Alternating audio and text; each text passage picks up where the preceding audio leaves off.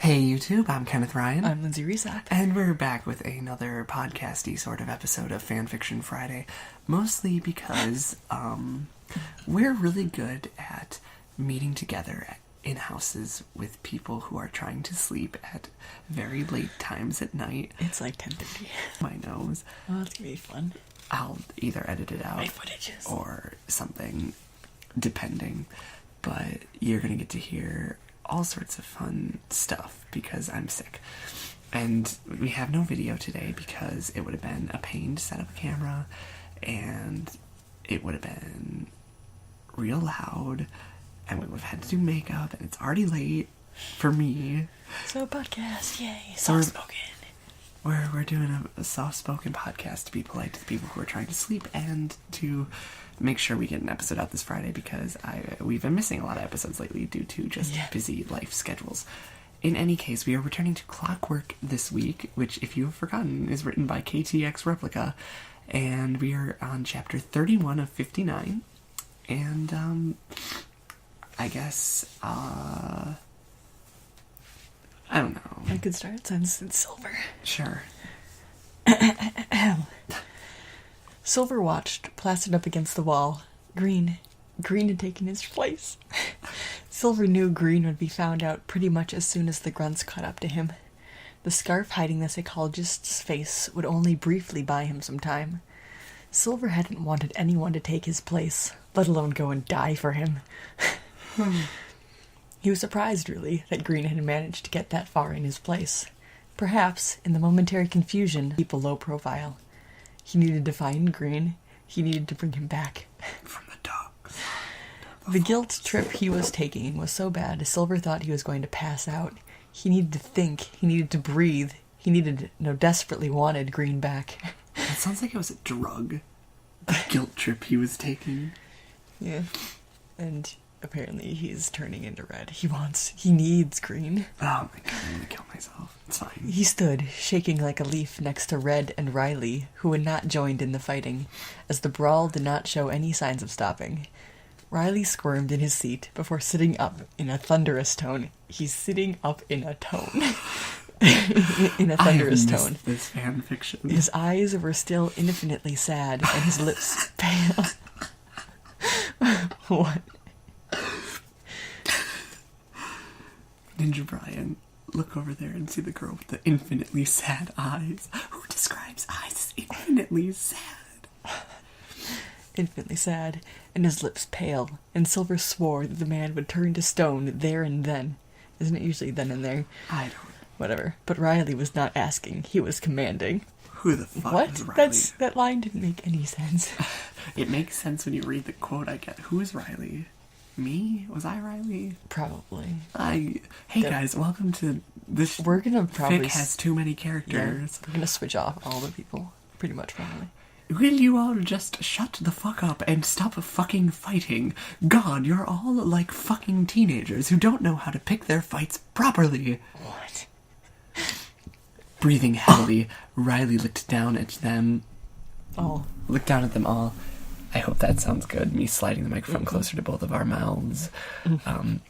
Looked down at them all, his steel blue eyes harsh and unrelenting as he, Silver noted, had put Stephen's death at the back of his mind in favor of the new issue that they had at hand, the fact that Green had given himself up for them all. Volkner slumped over Flint, who grinned up at him, his afro lopsided and flattened in places. All over the equipment room, boxes were being overturned from the brawl. Thank you. Serge snorting like a horse, shaking his head to rid it of the few stars he still saw as he helped the petite Sabrina, who had suffered a black eye from Bugsy. Yeah, you've got like all over the screen. Suffered a black eye from Bugsy. Gian and Koga. Janine? Oh, Janine. Jean. Shut up. Welcome to Shingeki no Kyojin.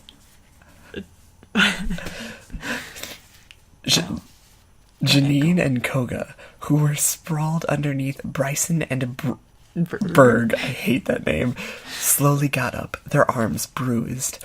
Volkner let out a low... archers bruised their arms. They can't compete anymore, sorry. Silver will be the star. Volkner let out a low, When the games suffering... continue after...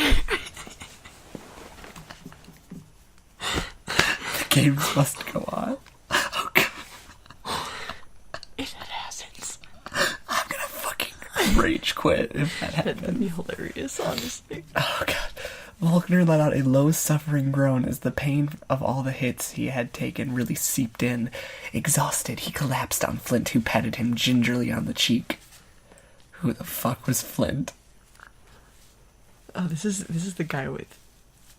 Me. I was this Flint. Is this Flint? Because this is the afro-haired male, so... That's Flint, because he has the afro. Okay. I thought it was someone else, like... I was like, I know you were Volkner, because you did the shitty, like, Spanish-Russian accent. Yeah. You give one mean swing, man, the afro-haired male said with a grimace, shoving the moody Sinnoh competitor off before helping the blonde up. Drayden was helping others who were more beaten, like Jasmine and Morty, both who had been ruthlessly smacked about by Winnoa and the twins, like Tate and Lisa. Right now. 20 people, pretty much. Gold emerged with a split eyebrow and his knuckles scraped raw. He looked at Norman and chuckled despite himself as he rolled his shoulder, wincing as he heard them click. You're pretty damn good. That was really Agatha-y. Sorry. Norman gave a small smile at the hawk-eyed team, acknowledging the compliment. Silver realized it had actually been a good idea to let them all fight. It had resolved the tension. Whilst it still lingered, it wasn't as potent as it had been. I guess since it's a British fic, I should say bean. They all looked much more ready to think clearly and perhaps even work together now to rescue the ever-reckless, stupid, and extraordinarily brave Green Oak. Wow, you want to jerk off his dick, too? More combos in there. Because there's the ever-reckless, stupid, and extremely brave Green Oak. My joke was, I know. You know, I don't care. It was in there. I heard. Red seemed to have noticed the psychologist's absence, looked increasingly distressed as he made a mental head count, frantically searching each face for greens. Red's not going to be happy. That was one sentence, and it didn't make too much sense. The athletes mingled, talking and apologizing for the blows they had inflicted on those who should have been their allies. Morty. Wait, guys. Shh. Can you hear that? That sounded like Beetlejuice. Sure. Did I sound a little bit like Beetlejuice? I love Beetlejuice. Anyways, we should read a Beetlejuice fanfiction. Morty held a finger to his bloodied lips. Doesn't he have shrapnel in his shoulder? Probably. This is other hand, obviously. He's got shrapnel somewhere. They bandaged him. He's fine. Oh yeah. Oh, I remember because I told him. I said he was a pussy because he was wincing at the pain. And you're like, he has shrapnel in his. Anyways, Morty held a finger to his bloodied lips, looking about as the room quietened. His keen hearing pricking, his torn shoulder bleeding again from the fight he had participated in. You have shrapnel and you're fighting? Apparently. Volkner cocked his head to one side. Gold cast his sharp gaze around the large room, searching as he realized what the blonde-haired man had heard, locking on the funny off-white ticking patch stuck to the wall. What is ticking? Off-white. Is it jizz? No, it's a patch. Bomb. It's a bomb. Oh my god. That's ticking. About 30 centimeters long and 15 centimeters high, it was stuck. This thing is the size of a ruler. It's not small. Watson, with one tooth knocked out, having also spotted the bomb, yelled, I'll let you be Watson. I don't know. He's a big, fat man. Bomb! Brace yourselves! And he's yelling. The bomb exploded with a shattering, grinding boom. How do they notice it and then it explodes like 2 seconds later? Dramatic irony. Oh wait, no, that's not dramatic irony. That's dramatic tension? It's one of the two. No.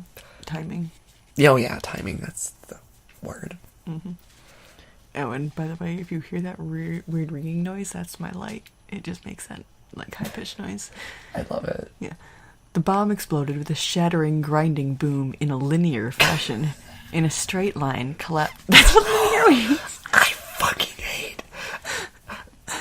The one thing I didn't miss about this fic is redundancy. I feel like it treats the readers sort of like they're stupid. Yeah, in a linear fashion, in a straight line, collapsing the wall. And it's like, thank you, we know. Their only way out of the equipment room. Okay. Wouldn't that leave a giant hole in the wall, probably, instead of just collapsing the doorway? Yeah, it also would probably hurt some of them real bad. Yeah. After a few heartbeats, as they regained their hearing, deafened with a white noise, they emerged from cover, and silence reigned supreme, and Silver looked at the rubble. It looked impossible to move it without another blast. The windows were too small for everyone to get out safely. Plus, if they went out the window into the arena, they'd be spotted by Petrel, who would catch them in seconds. Red spoke up quietly. Where is Green? They all looked Maybe you better at... keep better track of your boyfriend, Red, huh? Maybe he wouldn't have been dead red if you fucking paid attention. Red. They all looked at one another, also voicing their confusion as to where the brunette Kanto Isn't that the athlete had female gone. version of brunette still? Think so. Pretty sure the male brunette doesn't have the second The T. blue net. Yeah, that too. Flint and Volkner going silent, and Gold realizing has a Z, doesn't it? I don't think so. I've always spelt it with a Z, not an S. It might be a Z. I don't know. And Gold, realizing no one else was going to be the one to break it, went up to Red and looked at him in the eyes. His expression was not pitying. It wasn't neutral or sad either. It was more of a careful wariness. Okay, then. Red looked at Gold quietly, demanding an answer. He looked at him quietly. His eyes wide-looking lost as he tried to figure out where the handsome psychologist had gone. You're talking to yourself here, too. I love how he's gone, but he's still, like, handsome is the word they use to describe. Why?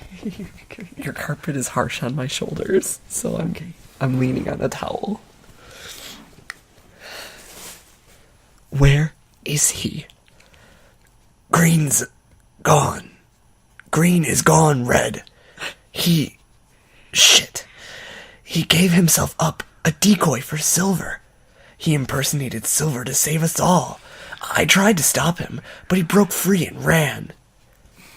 The transition from owlish dismay to pure dark anger was incredible. Red punched Gold hard. Gold fell to the ground, spitting blood, knowing full well he had totally deserved it. He knew he should have gone after Green, pulled him back. Hell, even if it meant he had to drag him into the brawl to stop him. Red stared down at him, looking shadowy, before snatching up one of the knives near from one of the prone bodies of a rocket grunt, and then kneeling down to pull Gold up, the blade at the younger golden-eyed male's lurching throat, his breath stuttering in his chest, adrenaline speeding through his veins. I'm gonna threaten to cut your throat, because...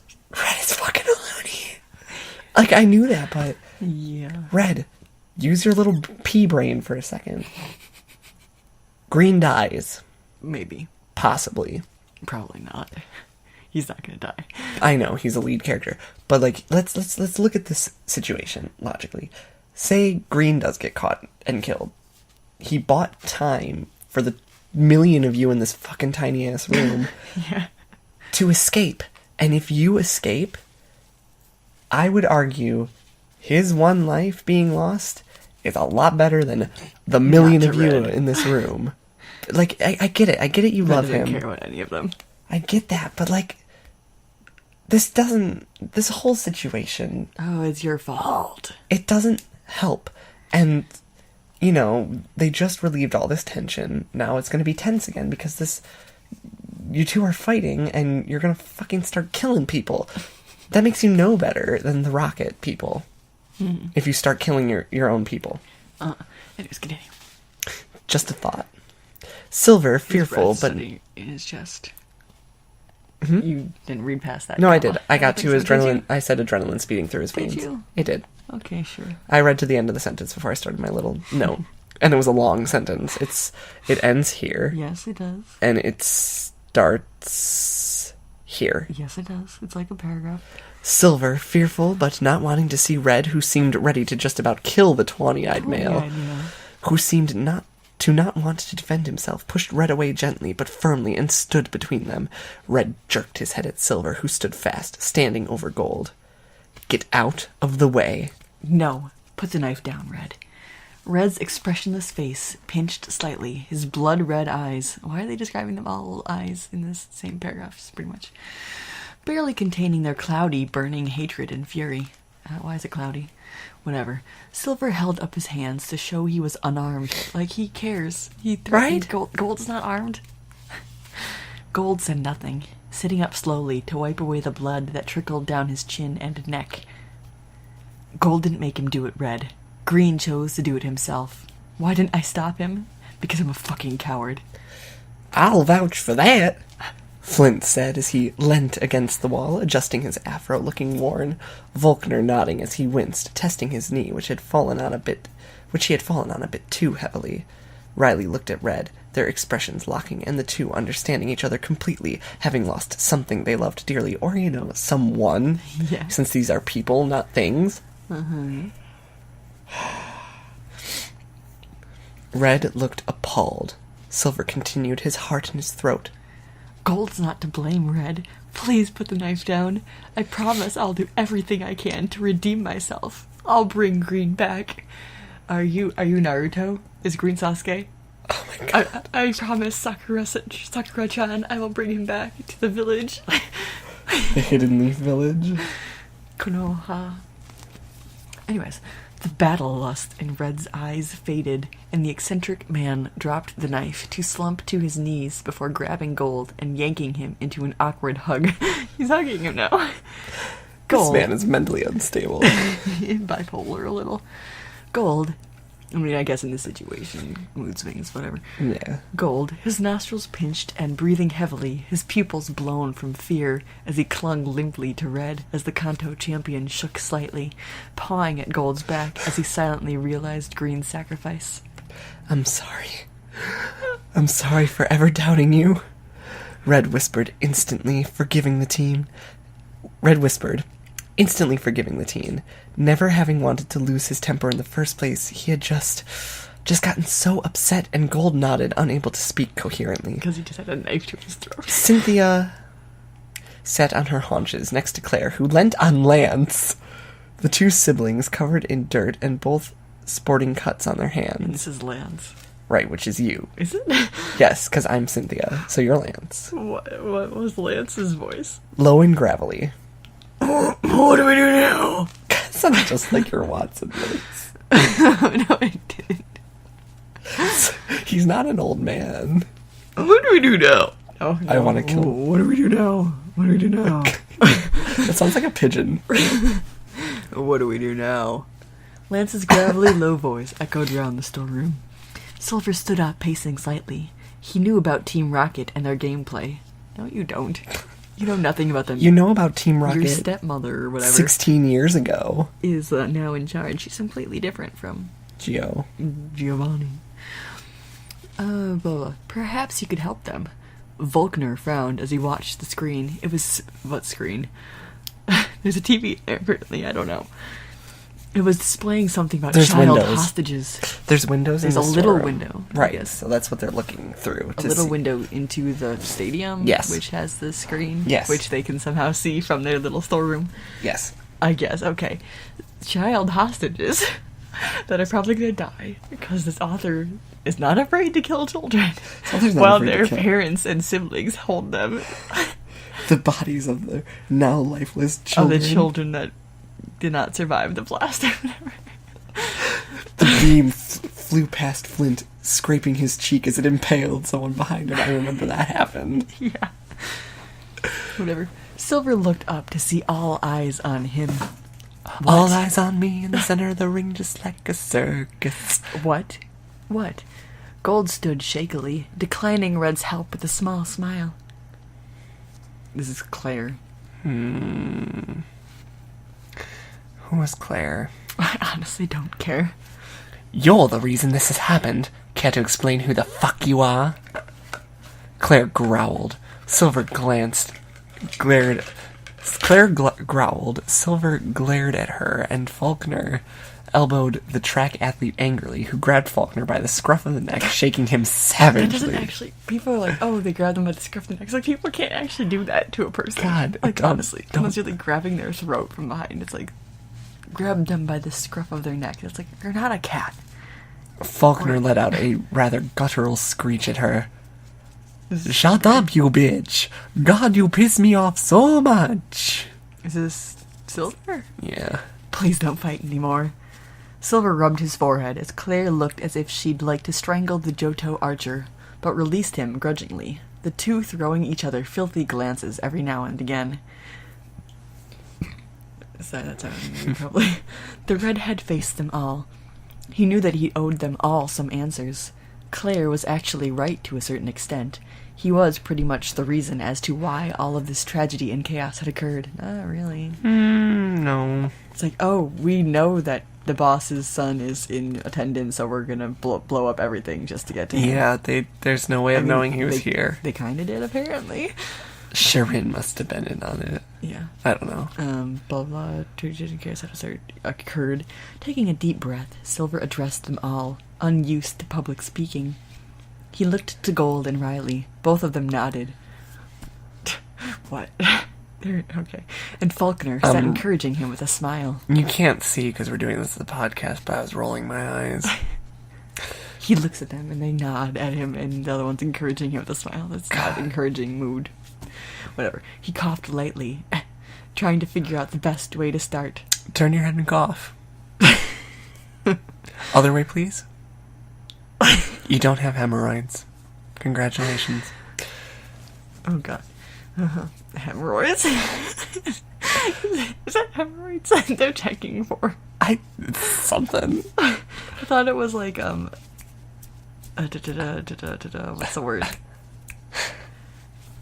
Hemorrhoids is like in your butt, where you've got like the irritations. Well, I don't know. God, what is it? It's when like your intestine pokes through your hernia. Hernia. It's a hernia. That's what they're checking for there, usually, isn't it? I don't know. Blah blah. Cough lightly, figuring the best way to start. My name is Silver Giovanni, son of Giovanni the leader. Well, late leader of Team Rocket. Gasp. That's the sound of my brain exploding. Well, the others don't know that. Silver Giovanni means Giovanni was his dad because your last name is the same as the first name of your dad. Unless Giovanni happened to go by his last name. Probably not. So that's why I was kind of like in the beginning when like Silver Giovanni. It's like, I'm pretty sure Giovanni's not his last name. I don't know. It's probably like Rocket or something. Jasmine. Heir of Team Rocket. Jasmine inquired, and Silver nodded. He felt hot under the scrutiny. He disliked being the main centre of attention, but Silver pushed his messy hair out of his face. It couldn't be helped. He had to give them answers, and he had to do it now. Yes. Then why don't you tell them to leave? Oh, shit. I got really distracted. I'm sick. Silver almost laughed at the naive thought.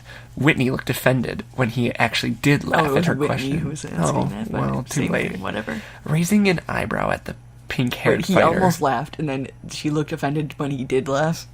So he didn't almost laugh, he laughed. Oh, God. Raising an eyebrow at the pink-haired fighter, he explained exactly why he couldn't. Why isn't he saying this?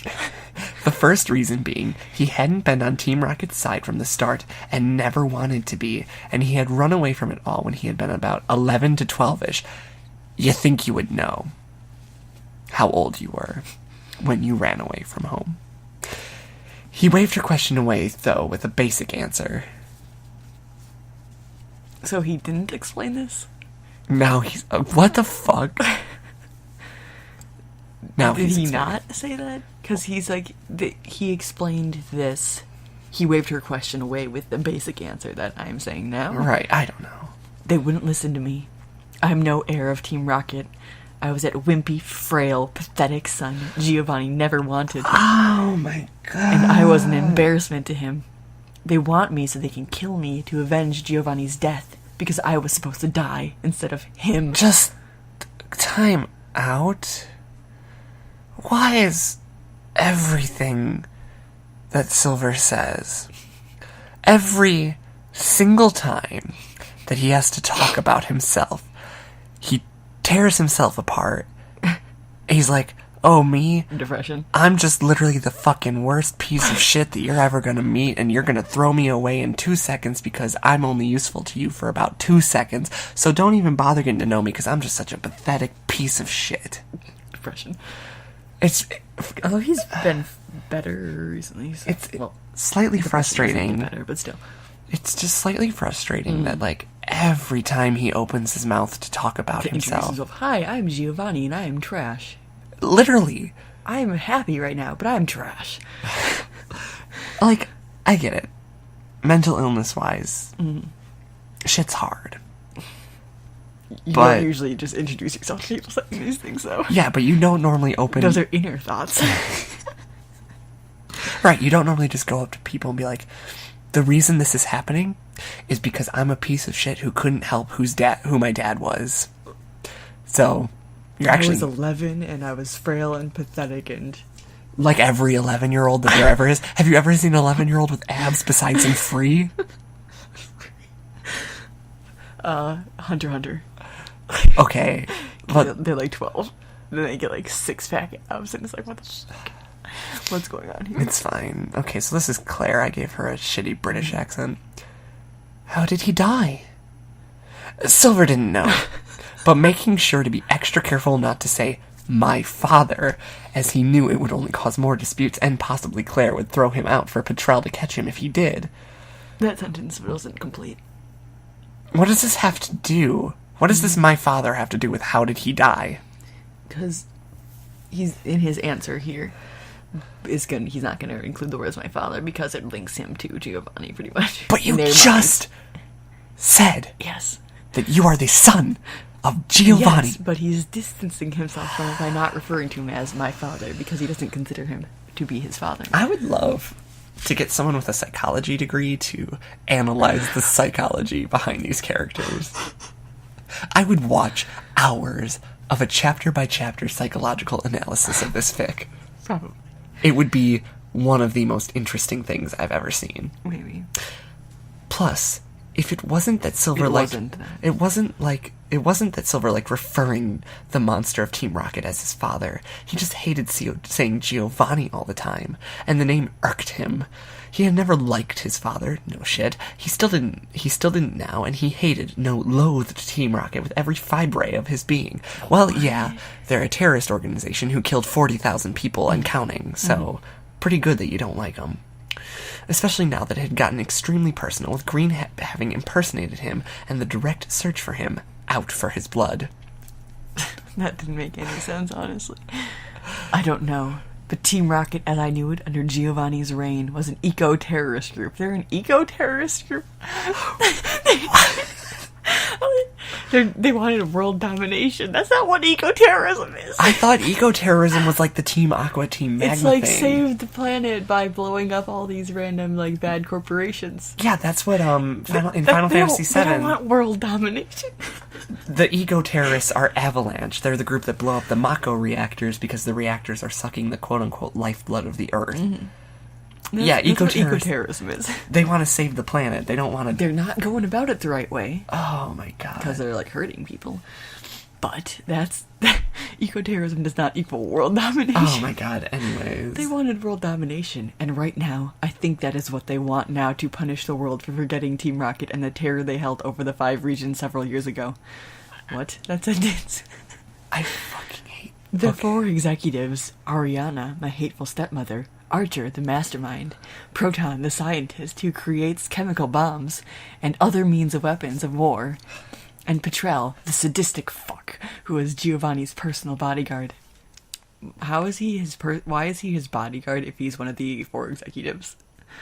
It doesn't make sense. If he's an executive, he's not going to be a bodyguard. A bodyguard. Yeah, it's whatever. Okay, whatever. Silver was actually quite proud of himself, standing here talking strong and proudly and bravely about the thing he feared and hated the most. Yourself. He really does hate himself. But this was real, and he needed to rescue Green no matter the costs. He owed the psychologist that much for saving his life. I'm gonna go die because you saved me, and I'm gonna do this in order and make your sacrifice useless because I feel I owe you for this sacrifice. So I'm just gonna invalidate it completely. Yep. Whatever. Sounds about right. Team Rocket is still an eco-terrorist group. Massive with networks branching out over all 5 regions, extensive underground channels and black markets. How does he know this? I would like to say that it's not eco-terrorism. It's not. They specialized in drug dealing, human slavery, and trafficking, as well as intense research into developing a higher form of warfare. Something as dangerous as nuclear war, but without the after radiation effects. That's not eco-terrorism. That's all. Terrorism. Yes. They abused and mutilated animals. Eco-terrorism! And people. People maybe, not animals though. Eco-terrorists would not take it out on animals. Yeah, and people in hopes of creating super soldiers or super beasts to go to war with. What the fuck? What? They're eco-terrorists who kill animals. And people. Well, the people aren't really the big deal. In order to create people and animals as, like, beasts of war, we're gonna, use these animals to create war machines. Oh my god, So eco-terrorism. Right? More like terrorism. Whatever. Yeah. Giovanni and the man Proton, head scientist. We already established that. We're at the head of the project. Blaine looked subdued, remembering something rather specific as he spoke up. You're Blaine. Do you remember the voice? No. Was he the old guy who was like, oh. Yes. Well, Sonny! They succeeded in creating something, didn't they? Yes. That kind of hurt. Yes. Silver nodded, recalling the rocket leader's disturbing joy that he had actually given Silver fewer lashes with his belt buckle that night. Okay. He was happy, so he whipped me less. What? That's terrible. It's a, very subtle mention of child abuse there. It's so subtle. Okay. If you spell subtle in all capital letters, have an explosion sound effect, and fire coming out of the word. Yeah. However, the creature had died a few weeks later, sending Giovanni into a blind fit of rage, almost flaying the skin off of Silver's back when he had come back drunk and violent. Subtle! Lots of child abuse going on. Silver that night had wanted to die so badly, fell asleep with tears streaming down his face from the silent pain. The next day, the skin having dried overnight would split open and crack and bleed as he was given nothing. No ointments or anything to soothe the hot, angry, raw lash marks sliced across his back. Okay then. Yes, when I was a child, Giovanni came back one day. Why is he explaining everything that was just explained in the dialogue? Okay, because he's thinking. I get it now. He's thinking first, and we hear his thoughts, and then this is what he's telling the group. Yes. From what he got his earlier, thoughts. it's like he explained this, but then he didn't actually explain it. I don't know. Yes, when I was a child, Giovanni came back one day joyful, declaring he had created the ultimate super beast. One that would be unbeatable in war, able to withstand explosions and bullets, and moved super fast as it had been given about 40% of the genes from a cheetah. Its project name was something like M3W2. Mewtwo! Mewtwo!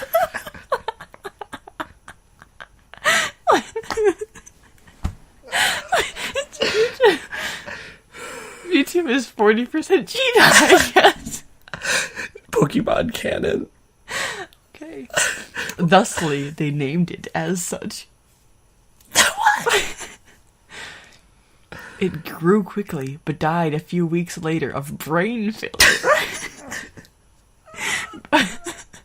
I don't think brain failure is a thing, honestly. Oh my god, I'm crying. Brain failure. Oh my god. It obviously wasn't brain dead if it can move super fast and withstand bullets and stuff. And he was happy about it. So, its brain failed. I guess. Gold, who had been silent throughout, as well as Red, spoke up. Riley was massaging his knee just above his broken leg cast. It's a splint, it's not a cast. Chuck and Serge, or did he break it? Oh no, he broke it earlier, didn't he? But like before in the hospital? No, I thought they splinted it. I have no idea. Because he like broke it and they gave him like a weird crutch or something. They I have found no on the idea. wall or something. Oh, yeah. Or did he break it earlier and have a crutch already? I think he had the crutch already. Oh, no, he was always injured Yes. prior. That was, yeah, okay. Yeah, that was it. Chuck and Serge sat by each other quietly, with Wallace and Flannery standing behind them, their faces revealing nothing as they listened closely. So why are we mentioning them? Right. If there were... This is gold. So Team Rocket is pretty much like a really extreme case of riding Greenpeace hippies. No. No. Time out. They are not Greenpeace hippies because peace hippies do not kill people. They do not Or kill animals. They do not create weapons of war because they view killing and war as the opposite of peace. So this whole sentence is fucking bullshit. Yeah. So Team Rocket is pretty much like a really extreme case of riding Greenpeace hippies going on a massive rage spree that involves mass killing. Massive rage spree and mass killing should not be that close to each other. No, they should not. Silver stared at Gold as Claire and Morty snickered behind his back. Yeah, because he's fucking dumb. Gold quirked an eyebrow, but he was not laughing. You have no idea what you're up against, Gold. Yeah, I do, Silver. They want it all, and they won't stop until they have it. But we can't let them have it, can we? Silver shook his head, and Red nodded, his eyes blazing again. Is this Red or Silver? Silver. No, we can't, because he was asking Silver, I guess. Yeah. Line break, so Kenny's reading. Green panted harshly as Green. he turned the sharp corner, his heart pounding in his chest and blood thundering in his ears. Whilst he couldn't afford to slow down, he was tiring, and pretty soon Team Rocket would catch him and he would die. Do not have sex, or you will get pregnant and you will die. Swallowing his fear, Green knew at least he wouldn't die with any regrets. No regrets. He had had a great life. Oh, I hate had, but I know it happens. And a great job, an amazing patience, and... Red. In the end, it had always been Red. It had always been about Red. Green couldn't think of the last time when Red hadn't clouded his thoughts, rendering him thoughtless, speechless, and breathless. Terrible, and you'd be dead. Dramatic as always, Green knew he just needed Red. Just like Red needed him. He is dramatic. Red. This is poetry. The amount of times they're saying Red, it feels like poetry. Mm-hmm. He loved everything about him. The Red Palette, who wasn't even sure of his own name. Red, who was just... Red. His scarlet eyes and his inky black hair, his orange juice obsession, his love for the smaller things in life which no one else could normally care for. Green took another sharp turn, swiftly headbutting and elbowing a rocket grunt skillfully, tripping another before continuing, taking a flight of stairs up to the second floor. Red, who drew beautiful pictures for him, who drew him and loved animals and his kitten Pikachu with all his heart, the stoic and motionless was just man. Mentioned, and there wasn't the word fat anywhere near it. Amazing. Yeah. The stoic, emotionless man who had grown on him along with all his quirks and his annoyances. Green had to admit he loved everything about Red. There wasn't a single thing about the strange man he didn't love. Yeah, there probably is. How am I gonna do this?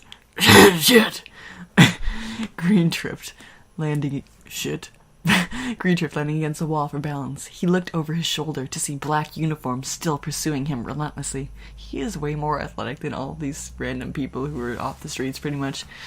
He's a combat specialist. He should have more stamina, and they shouldn't be able to catch him at all. Yeah. Well, maybe a couple of them, I don't know. Some people are just fast. But still, he took off again, ignoring the screams of protest from his tired limbs. They would catch him and figure him out. He knew doing this had caused both Gold and Silver endless agony. What about Red? Gold was torn up knowing that he hadn't been able to hold him back, and Silver because he had not been able to stop him in the slightest. But Green had made his mind up in that split second. He had wanted to do this.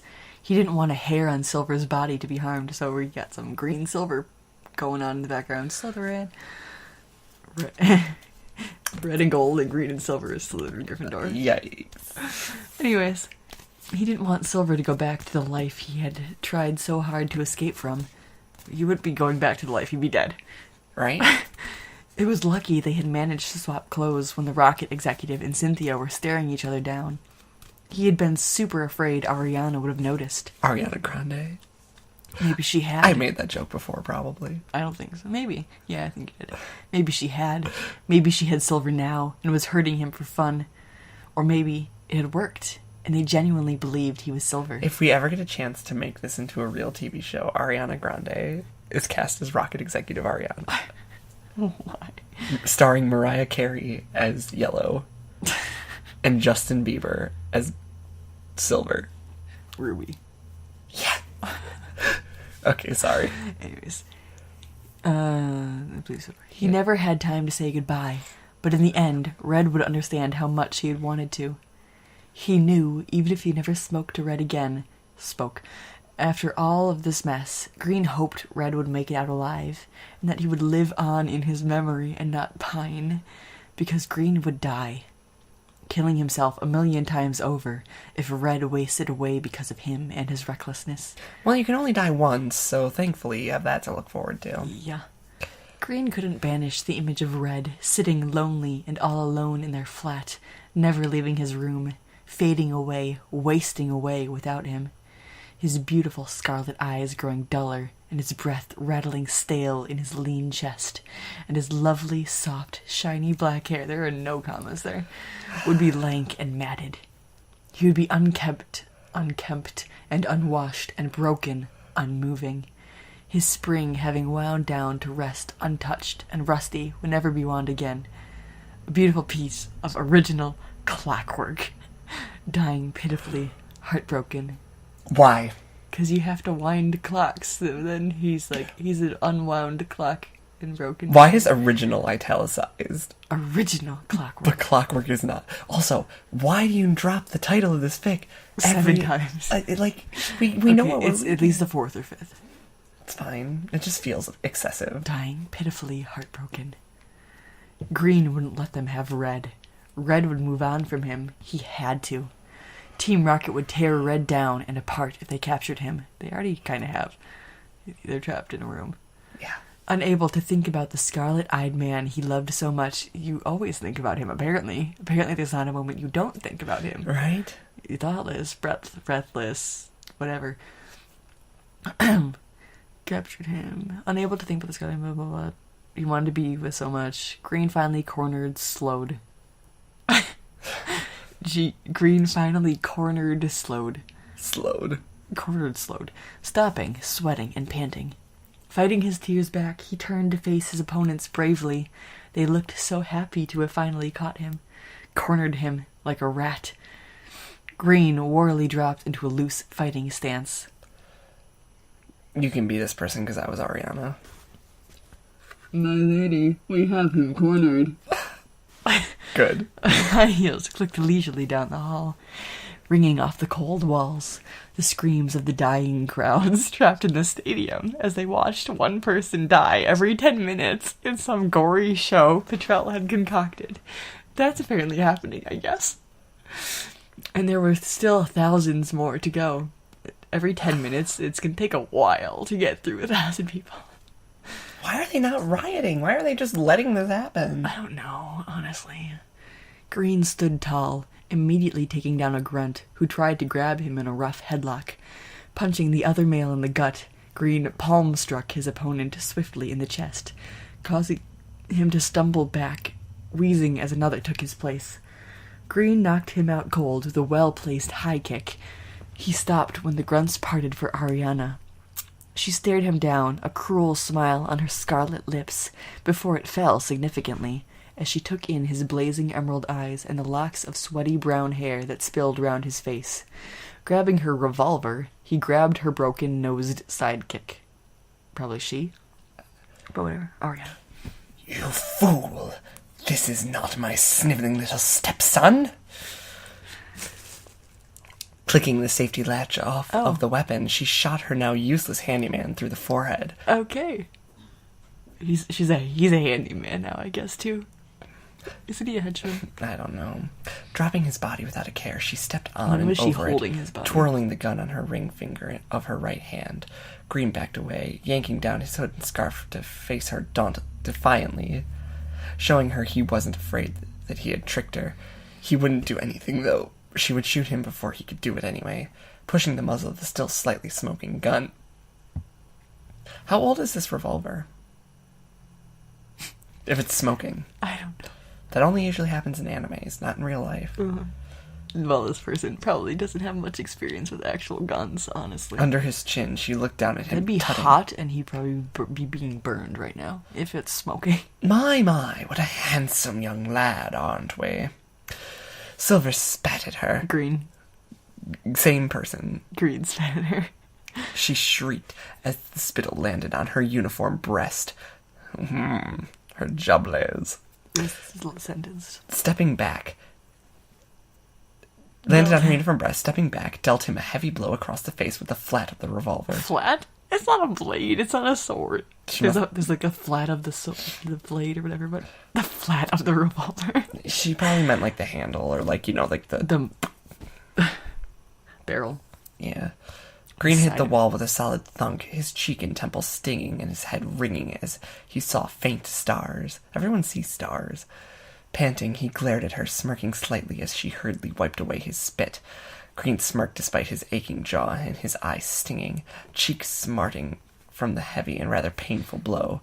Green wondered what she had done in her life to become such a nasty woman. "You'll wish you'd never been born, you filthy peasant." Her voice was laden with venom, and Green struggled as he was clamped in handcuffs, bound and now gagged by his scarf. Green kicked out, causing a few grunts to fall, with pain clutching their shins. Green, however, froze just as he was about to stomp onto a flailing grunt's head, intending to smash his skull as she clicked the gun, pointing it at his temple. "I'd stop if I were you." Green allowed himself to be wrenched away, struggling the whole time, but keeping a careful eye on Ariana and her gun. Ariana Grande's new single, Me and My Gun. Never knowing when he could just be shot, Ariana was a fickle woman and made split decisions depending on her vicious and rapid mood swings. Narrowing his eyes hatefully, Green could do... Well, he is a psychologist. I suppose. Could do nothing but strain at his bounds as he was dragged away. Whatever. Ariana sighed and took out her communication device. It had been programmed specially to use the otherwise signal-deleting dust as an amplifier. Proton had thought it all out beforehand to allow them the best possible advantage and give their prey all the difficulties, exposing their soft underbellies for easy access. Proton. You should be in. I'll use this cup again because it's on its spine. Okay, but you should actually give him a voice because he's kind of important. Yeah, that's why I'm using a cup. Why, hello, Ariana, my dear. Did you capture the runaway son? No, but I have something better. Kind of Bane-like, honestly. Oh, I love it. No, but I have something better. Excellent. Will I enjoy it? Most definitely. I shall await your arrival with bated breath. Do not keep me waiting, Ariana. I will make haste. That would be superb. No one talks like that. Not a single human being. No. Oh, great, I get to read this. Ending this conversation, Ariana followed her gaggle of grunts, as they carted the struggling Green, who still refused to be taken easily. When they reached the commentator's box, so is Green gonna be put on the stage and Red is gonna look at him through the window. Oh shit! They're gonna break through the window and then beat everyone up to save his little Red lady. smash. That'd be kind of fun, actually. God. Yeah, you're appealing. I'm appealing. Green commentator's box. Green eyes widened as he saw the dead body of White. So White is dead. She had been the one who had been shot earlier, presumably, by Ariana, as Petrel had been commanding the microphone at the time. Green knew that if he could somehow get the message to Blue about her cousin, Blue would be heartbroken. White had died bravely. She had died in action. Her body sported multiple welts, showing she had put up a good fight before being eventually overwhelmed. Kind of glad she's dead because her voice was annoying and hard to do. DJ Mary and several others were chained up and gagged in a similar manner. As he was tossed down amongst the other hostages, Green recognized Shirin, who was out cold, but still barely breathing. It's a song, barely breathing. A bullet wound in his shoulder. Lorelei sat straight-backed and tall, her glasses covered with dust and blood, but her expression was calculating. Phoebe and another guard, Glacia, both from Hoenn, how does he know this, lay shackled together, their expressions blank and unseeing. Are they dead? Apparently not. know. If unseeing? Or are they just, like, spacing out the wall, like, with, like, trauma and stuff? I don't know. If they're guards, they're in the army, so they should probably be used to I'm not used to it. Shell shock, whatever. A man with high white boots and styled turquoise hair, with the same commanding air and well-tailored uniform as Ariana, stepped in. Green then knew that this man, he must be Proton. Proton turned to Ariana, who pouted at him with her scarlet lips. So instead of eyes, they're describing her lips every time. The scarlet-lipped woman. Her venomous lips. Yeah. Proton quirked an eyebrow in amusement, as if surveying his trussed-up victims with an air a cat might at an easy free meal. Well, my little red angel, what have you brought me? The blood-red-haired woman, her hair too, I guess, smirked, reloading her gun flirtatiously. How do you reload a gun flirtatiously? I cried flirtily. That's, like, honestly, in that one fic Bethany sent me, that's, like, a parody of My Immortal, but it's not. Gross. That one. She pointed the butt of her gun at Green. Why is she pointing the butt of who her gun at him? scowled through his gag up at Proton, who knelt down, chuckling, grabbing Green's chin in his hand, turning his head this way and that to give him a full profile, gently stroking the verdant-eyed male's he's bruised creepy. cheek with gloved fingers. I love him. He's got a pretty good... We should be, like, on video for this. So you could, like, stroke my cheek creepily.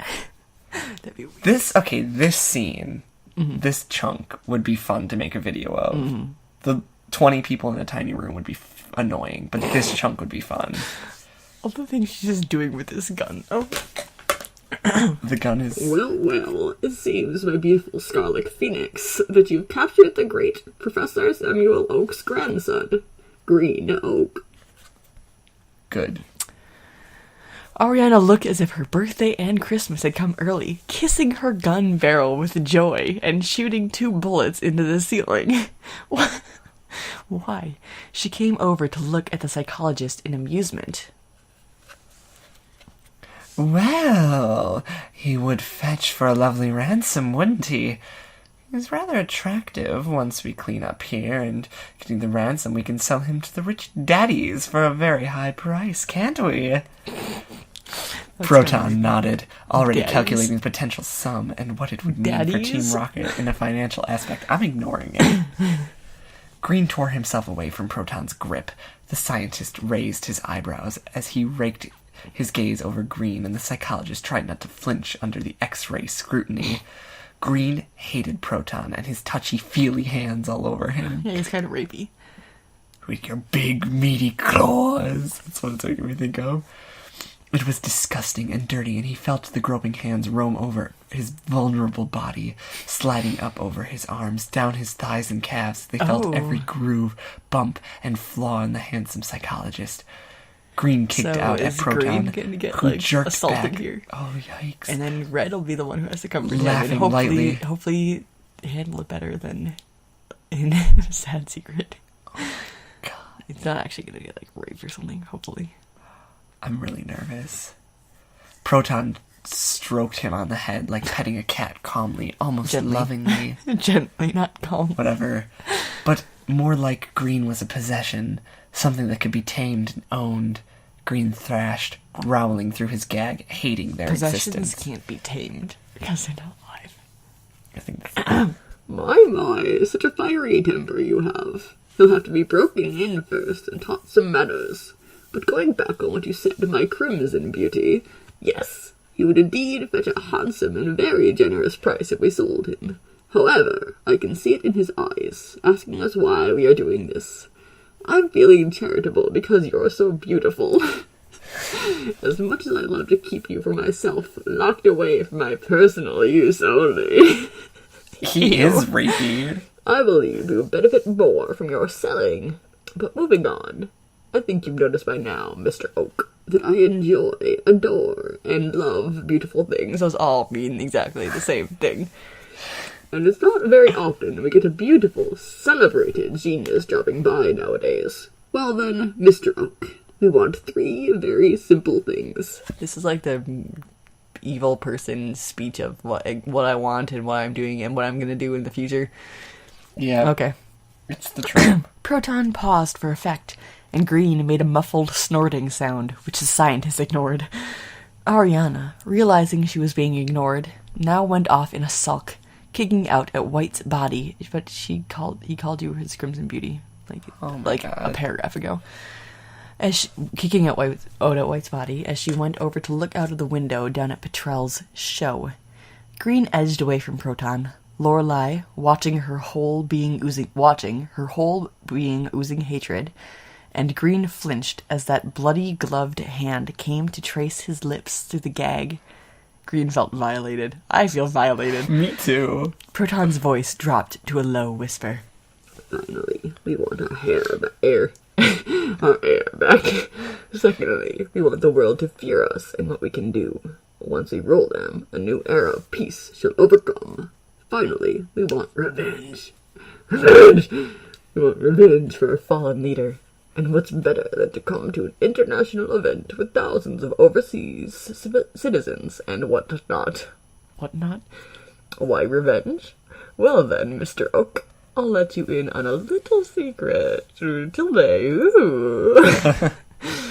Green dared not breathe as he listened. Proton leaned close, breathing into his ear, raping his personal space.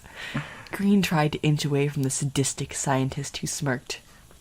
We want to kill every man, woman, and child in this stadium, slowly, in hopes of flushing out our white king to check him with our black. That white king was the beacon who destroyed us many years ago. We want to draw him out so we can kill him. Red. Oh, it's probably red. It's definitely red. That was, chapter 31. That was interesting. Wow. Okay, so that last after the page break was actually pretty good. It was worded weirdly in places. But I enjoyed reading that part. Yeah. Before the page break was kind of lame. Which, interestingly enough, was more than half the chapter. Okay, KTX Replica, I want to read the next chapter. You kept me going. Since this has already been an hour, and because there's still a half of a fic left for us to read, we're going to call this a episode. So thank you guys so much for tuning in. Hopefully this podcast format doesn't bore you. I don't know. Sometimes I like... We're a little entertaining to watch sometimes. Sometimes it's like, okay, we're just reading, looking at the computer. Right. I don't know. And I hope that... Sometimes it's entertaining. I hope the fact that this had to be a soft-spoken video wasn't, like, weird to you. Mm-hmm. But maybe you liked it. I don't know. It might be close enough to the mic, and it might be up high enough that it might not even be all that soft. True. But, yeah, thank you guys for tuning in. As always, be sure to give the video a like if you liked it. Subscribe if you haven't already, because we have awesome new content that comes out every week, unless we get really busy. But I'm trying really hard to stick with the schedule, I promise. Once college starts again, might even be worse, which is kind of saying a lot. It's fine. We're going to try really, really hard. But...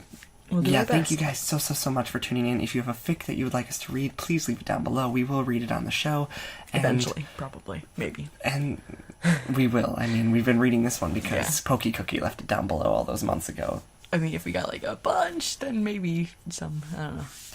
Yeah, we'll see. We're not going to get a lot. Thank you guys so much for tuning in, and until next time, stay awesome and read more smut. Tune in next Friday for another episode of Clockwork, which is probably going to be in the same format. So just be prepared for that. But yeah, if we can't find somewhere that we can like have video. Thanks so much, guys. Bye. Bye.